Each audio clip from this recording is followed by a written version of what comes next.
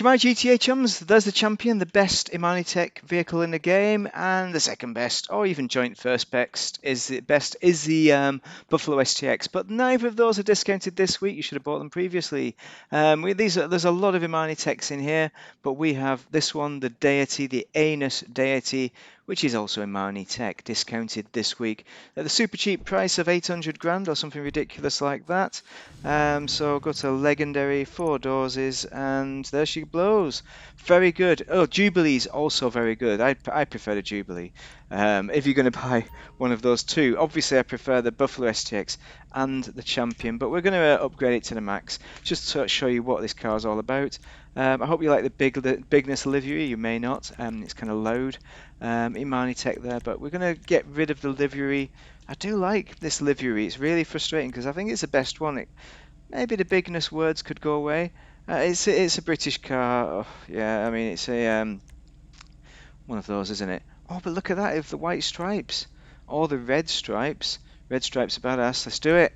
I think just that's it. Customization complete. Let's have a look. What have we got? Proximity mines. Get rid of all that stuff. Come on, come on. We're doing the customization first. In black, looks absolutely sweet. Yes, graphite or anthracite. I think one of those is good, but let's just see what else there is. I mean, we're kind of going away from the dream there, aren't we? Let's just keep going to see what the purples look like with this red. I mean, no, no, no, no. Yes, but no. No, that's what we already got. Where are we? The blue, Mariner blue. That looks very good, but no, not quite right. Harbour blue. I'm almost tempted, but I think that it's just not grey enough. Oh, what's that? Surf blue. Have we had surf blue in that with the red? I don't know if that's too much blue, but oh yes, yeah. Come on. No, I'm not doing it. Nautical blue. That's a good blue as well. I don't know. I'm edging towards a nautical blue at this point. Let's just throw it on. Just see what else there is. Come on. Purple. Good, but not right. Oh, the frost white works, the ice white, any of those would work, but I like the nautical blue, secondary colour. We're going for the classics because they're cheaper. We've got ice white at the moment. You can see what it colours up. These secondary coloured bits that we've set up here, and I think we might need a bit of a red. Just a basic red to go with that stripe would be ideal. There we go. Very nice, mighty fine. So let's finish it off with let's do the rims actually. So wheel colour, and let's just colour it up. Not orange. Orange does go with the blue, you know, but I wish those stripes were orange. I wish you could colour those stripes in. It's got to be red, unfortunately. Or, yeah, just red. Just red will do. Just a red. Wonder what those rims are? I don't know. Track. Hidden 6. Very good rims. Very good rims. Okay. Okay, so let's do the rest of it. Armour... So starting off, all the standard armour's done. Armour plating, this is the Imani-Tech stuff. 150 grand, it's worth it, it'll give you extra missile resistance. Body trims, we got the secondary trim there. I think that's a bit too much red. The carbon trim is what we have, and we can go primary if we want to. But I think carbon's fine. Brakes, street brakes, bumpers. We got the secondary, so this secondary colour we really want to tie in with those red stripes. We could go for something a bit different, a bit more aggressive if you want to use that word. I don't know, too much use of the word aggressive is if it's a good thing. I don't think aggression is a good thing, it's normally a loss of control. But we're going to go with this secondary racer kit, just because it's a bit different and looks nice anyway. Carbon aftermarket, we can go red, I think that's too much red. Carbon I think is fine. Gives an extra kind of colour down below. Engine is upgraded. Exhaust. We got the Infinities. We're probably going to stick with them. Maybe we should put something carbon on, but I don't know. Carbon ovals. Don't know. I still like the old Infinities. Carbon Infinities. Aluminium. Maybe we'll go carbon Infinities. There we go. We finally completed that bit. Oh, the grill. We have the recessed grill, so that's very good. But the stock grill's good anyway, so you can change it. You can make it recessed. You can do what you want. But I think recessed is good. We're going to stick with that. Bonnet. Yeah, the vented hood is probably one of the best ones in it. Let's just have a look at the rest to remind ourselves what we've got. The ridgeline, I like that. very nice, but it kind of contrasts with these red lines. That is not good enough for this one. So we're going to keep with the vented, basically. Imani-Tech. Missile lock on jammer will cost you 400 grand, and that's the best one. You can do a remote control car if you want to. It depends on what you want to do with it. I'm not going to talk about that now. Plate. Primary weapons, there we go. So this one has the machine guns. This is the original Imani-Tech car. That's why it's got the machine guns and the bulletproof resistant glass. Proximity mines, slick mines, you want to get one of them as well. 130 grand or something. 100 and odd grand for the guns. We've done the respray. Roof. I like the carbon roof. I think that's very good. I think it keeps with the theme. Let's just see what else there is. We could go down that route, but I think the carbon adds something different, so I'm going to leave it on, I think, for that reason. Carbon ridgeline, yeah. Skirts. We've got the aftermarket. Have we got anything in red? Anything in red? There we go, a red line. Oh, that's kind of nice, isn't it? I kind of like it, but I don't like the way the black, it doesn't follow through to the black. There should be an option for that, to the back black. Should be a red line under there as well.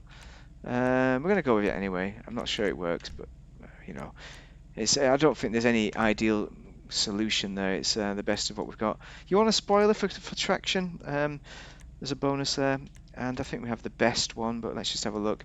Flat ducktail. I mean, yeah, it looks good. I'm kind of putting it on just for the sake of doing it, and we've got these. They're not very good, these spoilers. I don't like them. So if we're gonna change it, we'll go with the flat ducktail, basically, and that's it. Suspension, you want to lower it to the max for performance. There it is, standard. Transmission is all done, and the wheels we've done. The windows, you want to keep them limoed out, but this is what it looks like without limo. I mean, the reason why I keep it limoed is because it's an Imani-Tech, and people are less likely to see you inside. So this is it. Rear-wheel drive car. Is it the Flying Spur? The Bentley Flying Spur, I think it might be. I don't know. They all look the same to me, these Bentleys. I don't want to discriminate against Bentleys, but they do. And these Bentley people, they're common as muck. I don't know why people buy them thinking it's like premium, because it really isn't. Everyone's got a Bentley. Same as that. Look at that. Range Rover. Everyone's got a Range Rover. It's pretty pointless. There's less people have a Bentley than a Range Rover, though. But everyone's got a Bentley. So in real life, I would not aspire to have this car. I don't aspire to have this car.